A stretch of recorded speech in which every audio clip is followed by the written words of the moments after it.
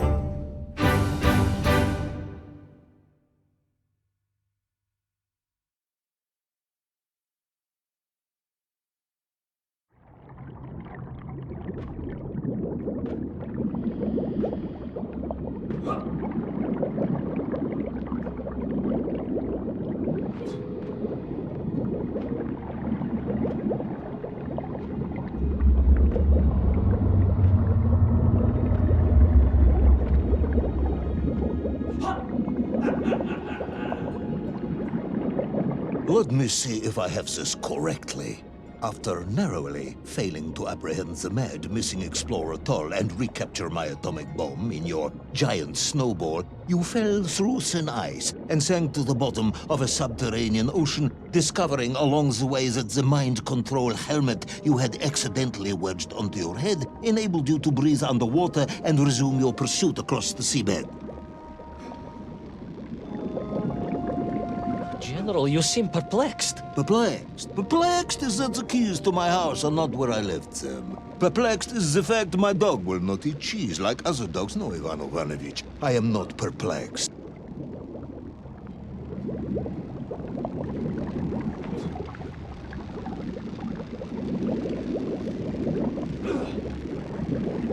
Intrigued, then, perhaps? I'm not sure intrigued is the correct term either. Enraged at being taken for a simpleton, now that, perhaps, is a better way of describing my current state of mind.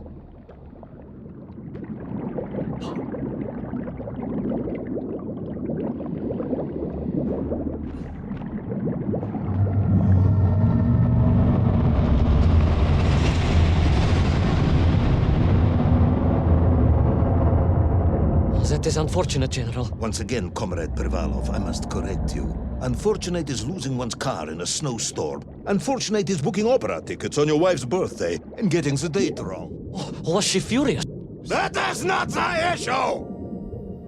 Furious. However, now that is a good word. I could speak with your wife. Would that help? I could always have a word with her if you like. I could always have you shot. Oh, you could. But I suspect she would appreciate the gesture less.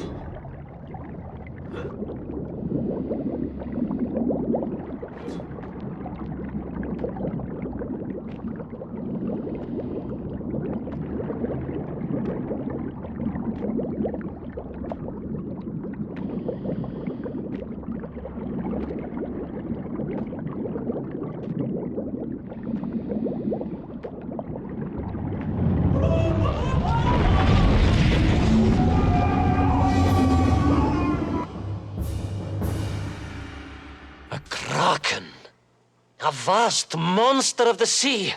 A giant, humongous, many-armed electrical destroyer of ships and cities. Electrical?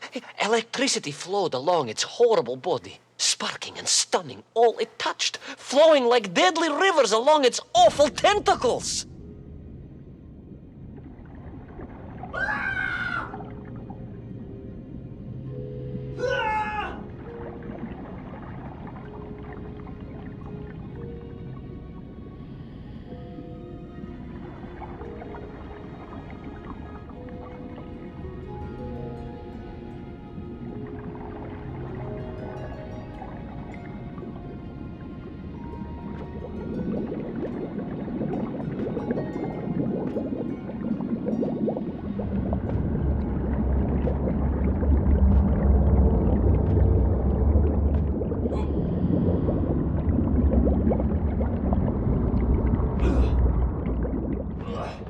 A sobering discovery.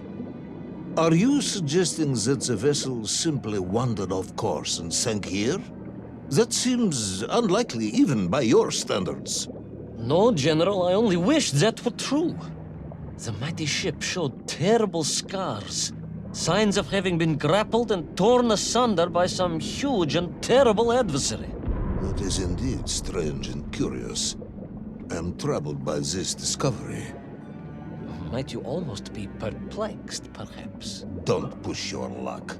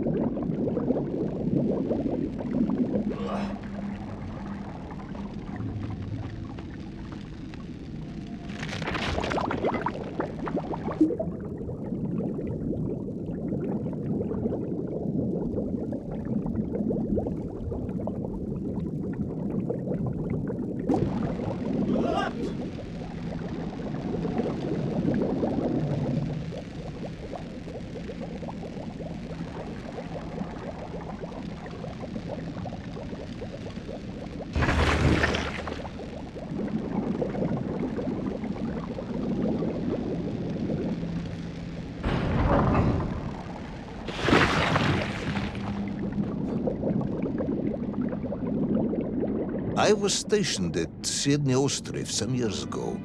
I am only too aware of how easy it is for the imagination to create monsters when one is exposed to lonely and dark places. My men required constant monitoring. Much like my cousin Pavel. He was also stationed at Ostrov? No, he required constant monitoring. He was a devil for stealing eggs.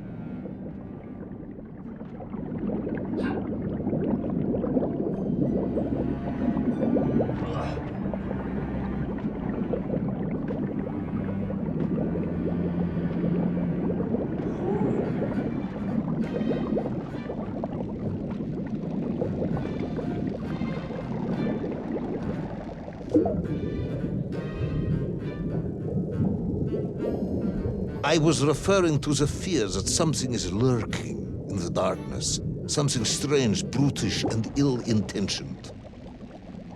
Again, that sounds much like my cousin Pavel.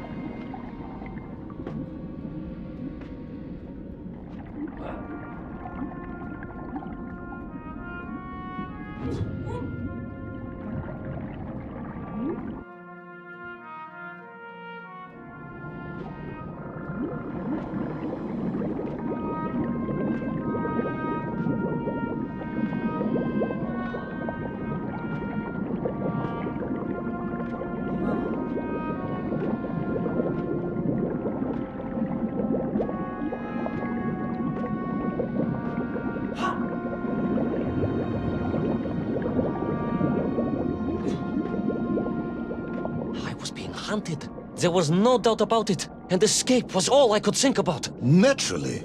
That and duty. Duty? Yes, General. After all, I had a bomb to recover from that villain Toll. How clever of you to remember that.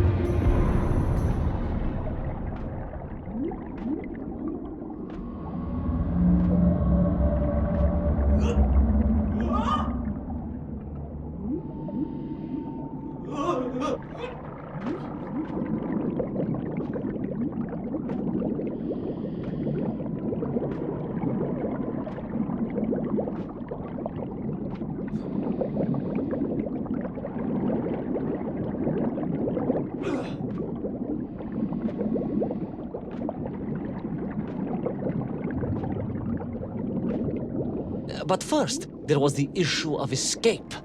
Escape from a dreadful, grasping creature that consumed all it could reach, dragging anything that wandered within its clutches to a miserable doom. A hoarder of useless trophies and stolen goods. Once again, Tavarish, I suspect you are pursuing a somewhat tortuous metaphor for capitalism, in the misguided hope of appealing to my political ideals.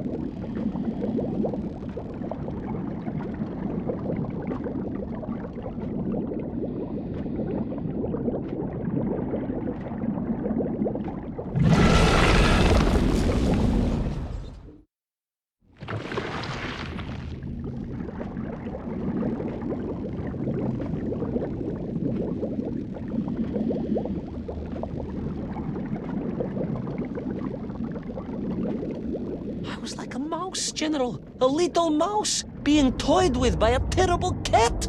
Rather a wet mouse. I was like a little underwater mouse. Being stalked by a giant rubbery electrical cat with 8 tentacles. Exactly, General. Good, I'm glad we cleared that up. You may continue.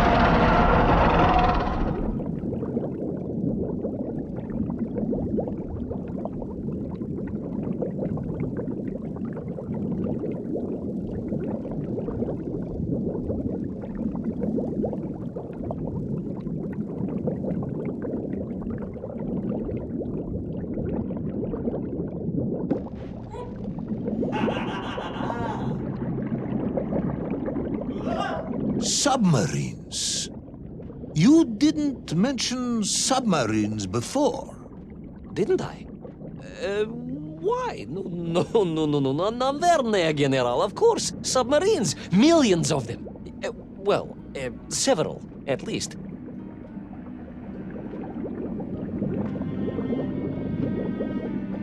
Any particular submarines? Did you see names? Numbers? General, have you lost a submarine? I am not at liberty to answer that question, as you well know. Well, General, losing one's car in a snowstorm is unfortunate, as you say. But to lose a whole submarine, that could be considered careless.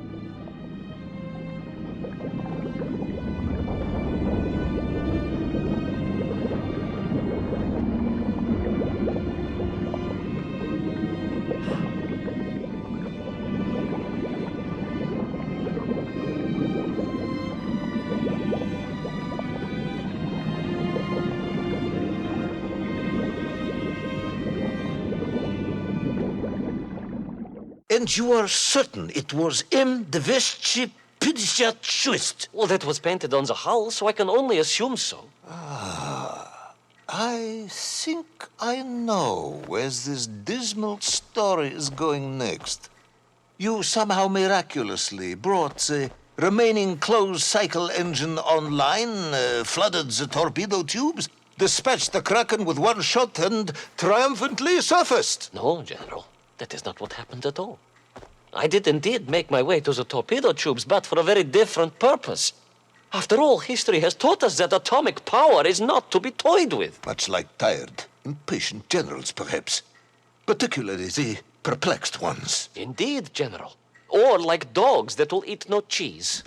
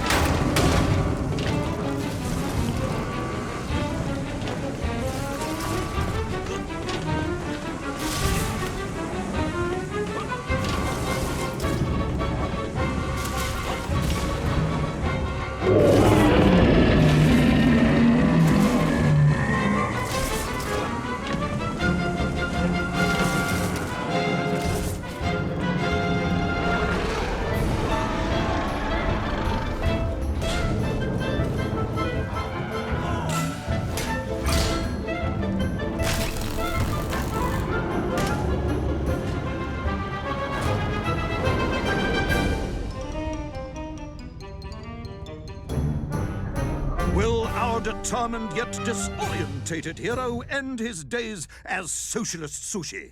Will his daring exploits be cut tragically short by vengeful calamari? Will the general's wife ever forgive him for missing Ruslan and Lyudmila? And just how many eggs did Pavel steal, and where did he keep them?